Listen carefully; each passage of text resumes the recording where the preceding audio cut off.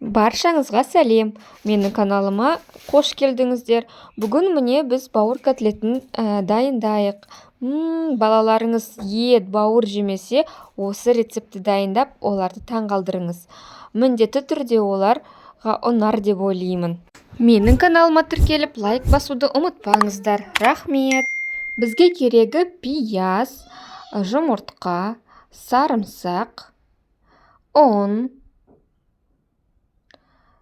сүт керек және бауыр. Менде жылқы бауыры 500 грамм.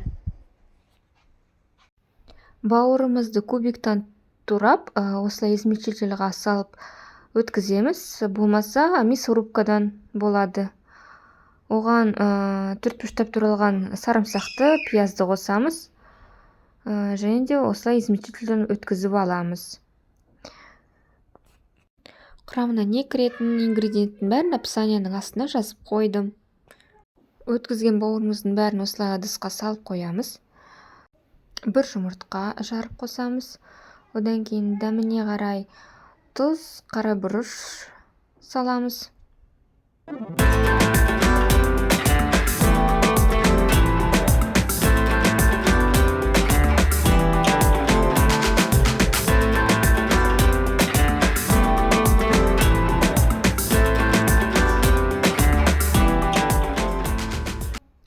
Жүз 150 мл сүт қосамыз да бәрін араластырып біріктейміз.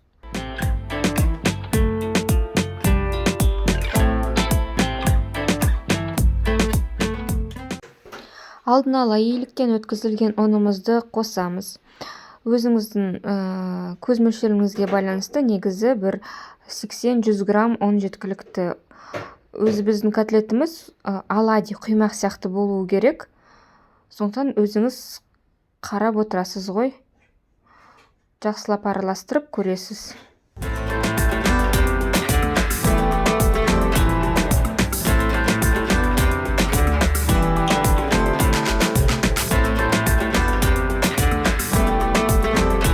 Бір ас қасық сұйық май қосып араластырамыз.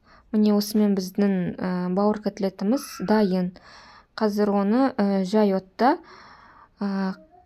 қызып тұрған майға екі жақты айналдырып пісіреміз. Видеодағыдай сияқты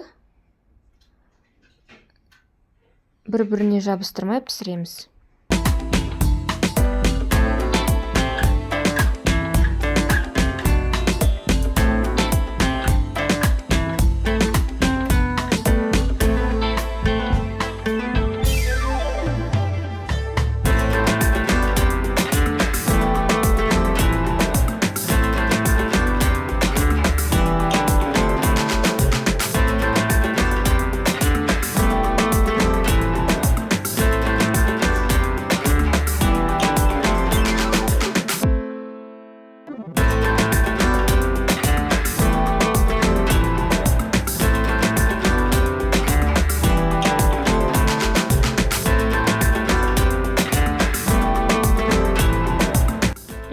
Міне біздің дәмді тез пісетін котлеттеріміз дайын болды.